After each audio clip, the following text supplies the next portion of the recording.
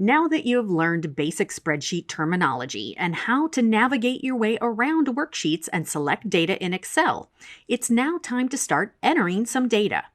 First, we will look at some of the handy viewing features provided in Excel, and then we'll enter some data, and then we'll edit that data. When you have a lot of data in your worksheet, it can be useful to zoom in closer to a specific area of the data. The zoom slider at the bottom right corner of the worksheet allows you to do just that. You can either click on the plus and minus buttons or drag the slider to select your preferred zoom value. You also have some zoom controls in the ribbon on the View tab. Zoom lets you pick a predefined zoom level or a custom one. The 100% button zooms the worksheet back to its original size, and Zoom to Selection enables you to select an area of data and then zoom into that specific selection only. If you want to see several areas of your data at the same time while zoomed in, you can use the Split button.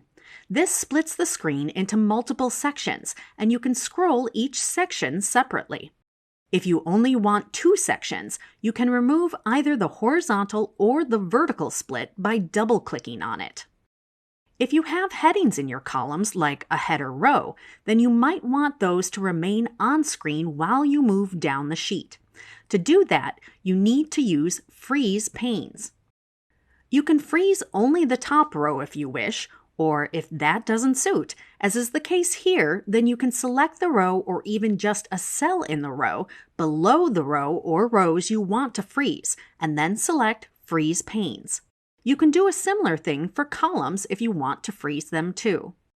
And you can even freeze both rows and columns at the same time. The trick here is to first select the cell that is both one row below where you want to freeze and one column to the right of where you want to freeze. In this case, that is cell C4. Now we can scroll down the worksheet and across the worksheet, and we can still see the header row and the manufacturer and model columns. Now, if you have multiple workbooks open, notice I said workbooks and not worksheets, then you can switch between them by using View, Switch Windows, or the faster method is to use the Ctrl plus F6 shortcut. Now let's enter some data into our blank worksheet. The easiest way to open a new worksheet from within Excel is to click the New button in the Quick Access toolbar, or Ctrl plus N if you prefer keyboard shortcuts. So let's enter some headings across the top of the worksheet. This is typically referred to as a header row. Note that if you press Enter after typing data into a cell, the next active cell is the one directly below, which is not what we want in this case. But if we press Tab after we enter data in a cell, it selects the next cell along in the row as the active cell. Now we'll enter some headings and press Tab after each entry. Notice that the text is slightly longer in some of the cells, and it either gets partly hidden by the next cell or overlaps it. If you click and hold the divider line between two columns, you can drag it left and right to resize it manually. If you want to do that automatically, you can double-click the divider line between two columns. As these are going to be headings for our columns, let's make them bold. Now let's add another column between the Parts and Accessories column. Simply select the right hand of those two columns, then right-click and choose Insert to put another column to the left of the selected column.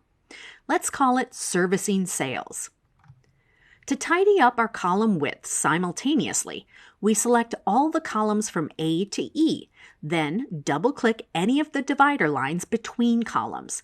This automatically reduces or increases each column's width to fit the data in that column. Okay, now we have some headings.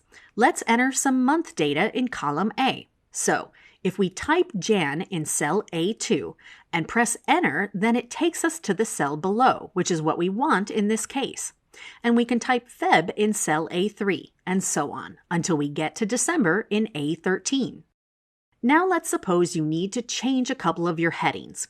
You have several ways of editing existing data in a cell. You can either select the cell and then just start over typing, or you can select the cell and press F2 on your keyboard to put the cursor at the end of the cell and make your changes. Or you can simply double-click somewhere on the cell and put the cursor at that position in the cell and make your changes. And you can even select the cell and then click in the formula bar to edit your cell data.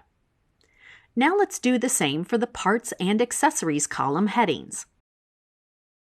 In this video, we learned about some of the viewing options in Excel, and we learned how to enter and edit data in cells. In the next video, we will learn how to copy and fill data and how to format the cells and data in a worksheet.